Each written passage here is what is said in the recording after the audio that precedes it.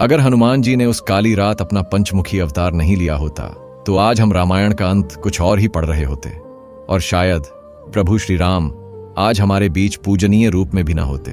कल्पना कीजिए उस भयावह मंजर की जहां अधर्म की जीत होने वाली थी और साक्षात भगवान की बलि चढ़ने वाली थी।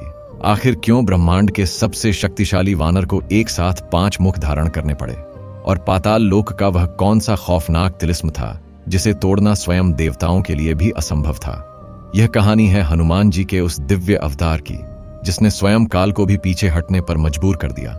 लंका का महासंग्राम अपने सबसे निर्णायक और भयावह मोड़ पर था। जब रावण की हर चाल विफल हो गई तो उसने अपनी अंतिम आशा पाताल लोक के मायावी सम्राट अहिरावण को बुलाया। अहिरावण तंत्र मंत्र और काले जादू का महान झाता था जिसने अपनी शक्तियों से पूरी वानर सेना को गहरी निद्रा में सुला दिया, और फिर जो हुआ उसने पूरे ब्रह्मांड को हिला दिया। उसने रातों रात श्री राम और लक्ष्मण का अपहरण कर लिया और उन्हें पाताल लोक की उन गहराइयों में ले गया जहां सूर्य की किरण भी नहीं पहुंचती थी। उसका उद्देश्य अत्यंत भयानक था। सूर्योदय से पहले मां भवानी के सामने रघुकुल के इन दोनों दीपकों की बलि देना। जब विभीषण ने इस काली साजिश का पर्दाफाश किया तो हनुमान जी बिना एक पल गंवाए पाताल लोक की ओर प्रस्थान कर गए। वहां पहुंचकर उन्होंने जो दृश्य देखा वह किसी भयानक स्वप्न से कम नहीं था। श्री राम और लक्ष्मण बंधनों में जकड़े हुए थे और उनके चारों ओर 5 अलग अलग दिशाओं में 5 दीपक जल रहे थे। अहिरावण गर्व से हंसते हुए बोला, हनुमान, ये 5 दीपक ही मेरी जीवन शक्ति हैं।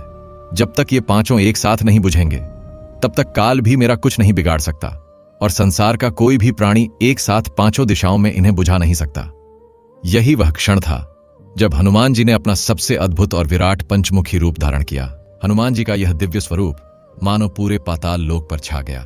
उन्होंने अपने 5 मुखों से एक साथ ऐसी प्रचंड वायु छोड़ी कि एक ही क्षण में वे 5 दीपक बुझ गए।